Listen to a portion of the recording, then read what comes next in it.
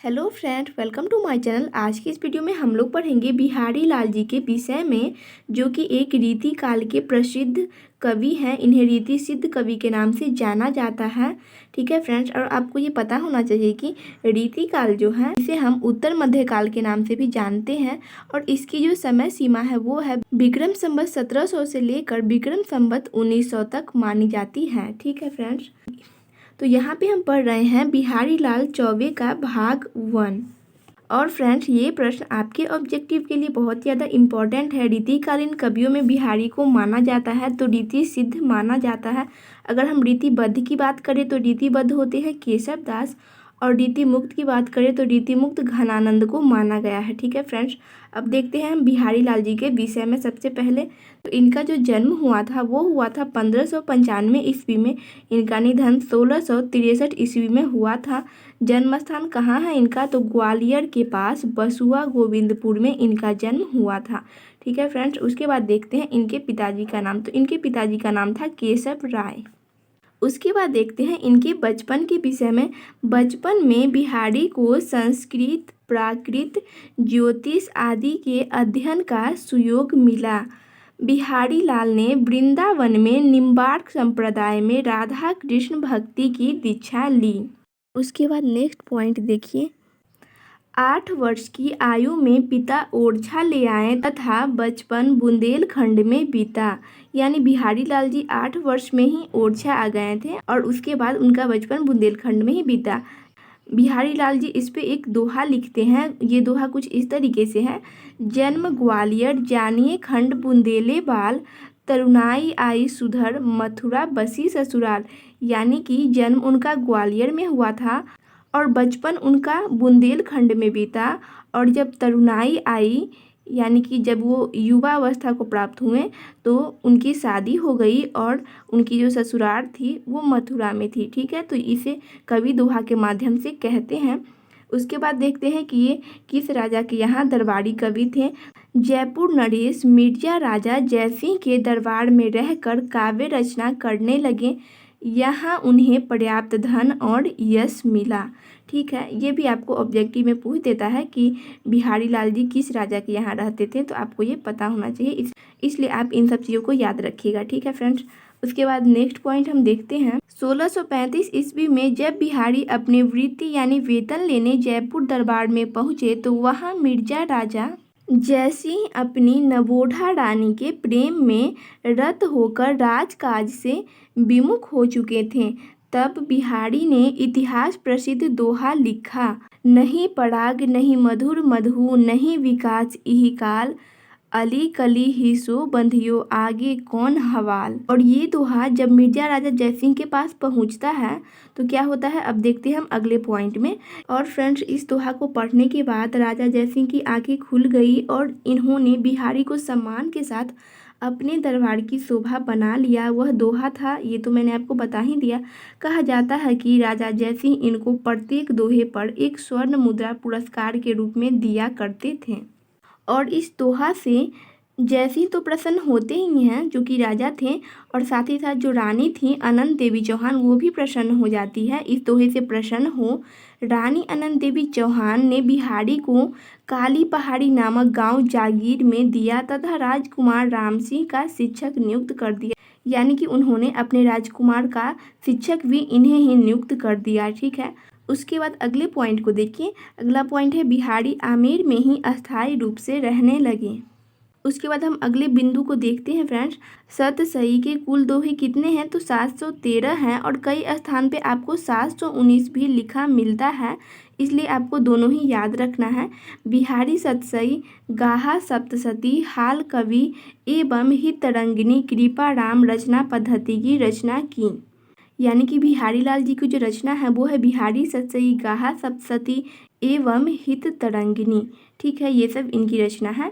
बिहारी की प्रसिद्धि का आधार कल्पना की समाहार शक्ति, भाषा की समास शक्ति और बहुज्ञता है। रामचरितमानस के बाद बिहारी सतसई पर सर्वाधिक टीकाएं लिखी गई है। उसके बाद अगले पॉइंट को देखते हैं। बिहारी रत्नाकर नाम से प्रसिद्ध बाबू जगन्नाथ दास रत्नाकर की टीका उत्कृष्ट है।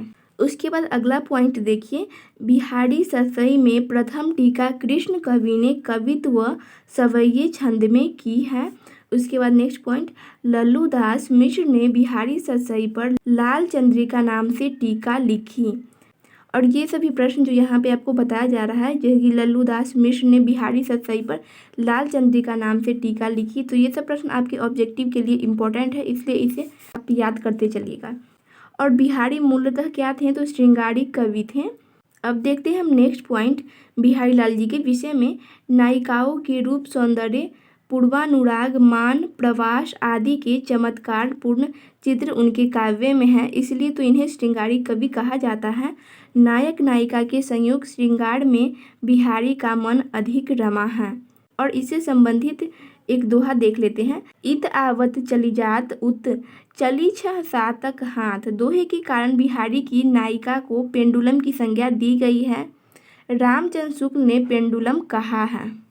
अब अगले बिंदुओं को देखिए, कृष्ण बिहारी मिश्र ने देव और बिहारी लिखकर देव को बिहारी से बड़ा, इसके विपरीत लाल भगवान दीन ने बिहारी और देव लिखकर बिहारी को देव से बड़ा बताया है। अब नेक्स्ट पॉइंट देखिए फ्रेंड्स, ये भी आपकी ऑब्जेक्टिव की दृष्टि से बहुत ही ज़्यादा इम्पोर्टेंट है। बिहारी सतसई के समक्ष पूरे यूरोप में कोई दूसरी रचना नहीं है, जॉर्ज ग्रियर्सन ये बात कहते हैं। ठीक है, तो ये भी आपके ऑब्जेक्टिव का प्रश्न बन जाएगा। बिहारी सतसई को शक्कर की रोटी कहा, किसने कहा, तो डॉक्टर पद्म सिंह शर्मा ने कहा। अब देखते हैं अगले पॉइंट में कि शुक्ल जी क्या कह रहे हैं। यदि प्रबंध काव्य एक विस्तृत वनस्थली है तो मुक्तक एक चुना हुआ गुलदस्ता है। ये शुक्ल जी कह रहे हैं, आचार्य रामचंद्र शुक्ल, जिन्होंने हिंदी साहित्य का इतिहास लिखा है। इनके दोहे क्या हैं, इस रस के छोटे छोटे छींटे हैं। बिहारी का विरह कई स्थानों पे हास्य के स्तर पर उतर आता है, आचार्य रामचंद्र शुक्ल कह रहे हैं। बिहारी की रचनाओं में भक्ति, नीति और श्रृंगार की त्रिवेणी बहती है, यानी कि उन्होंने भक्ति परक, नीति परक और श्रृंगार परक रचनाएं की हैं। बिहारी की भाषा की बात करें तो इनकी भाषा साहित्यिक ब्रज भाषा है। बिहारी को प्रत्येक दोहे के लिए एक सोने का सिक्का मिलता था राजा जयसिंह से, ये तो मैंने आपको पहले ही बताया है, उनको प्रत्येक दोहे के लिए एक सिक्का मिलता था। उसके बाद देखिए नेक्स्ट पॉइंट को, दोहा जैसे छोटे छंद में चुन चुनकर व्यंजक शब्द का प्रयोग कर अर्थ गांभीर्य कौशल दिखाया है बिहारी लाल जी ने। बिहारी ने अपनी भाषा के बल पर गागर में सागर भरा है, यानी कि थोड़ा में बहुत कुछ कह जाना, उसे ही हम कहते हैं गागर में सागर भर देना। ठीक है, आलोचकों ने इनकी शुद्ध भाषा को मध्यकाल की मानक काव्य भाषा के रूप में चुना है। अलंकारों का समुचित प्रयोग, प्रसंगानुकूल मधुर व्यंजक, पदावली, शब्द शक्तियों का प्रयोग उत्कृष्ट है। बिहारी लाल जी की जो रचना है सतसई, उसमें इनकी भाषा में चित्रोपमता, नाद सौंदर्य, लोकोक्ति और मुहावरों का भी प्रयोग किया गया है। फ्रेंड्स, अब हम देखते हैं कि बिहारी सतसई की विषय वस्तु क्या है और इसे कितने भागों में बांटा गया है। तो बिहारी सतसई की विषय वस्तु 3 भागों में विभक्त है। पहला है श्रृंगार विषयक, दूसरा भक्ति तथा अध्यात्म परक और तीसरा है नीति विषयक। सतसई यानी कि सप्तशती भी इसे हम कहते हैं। मुक्तक काव्य में 719 दोहे हैं। अभी मैंने आपको बताया था 713 या 19, जो भी आपको ऑप्शन में हो, एक ही चीज़ होगा, या तो 17 होगा या फिर 19 होगा।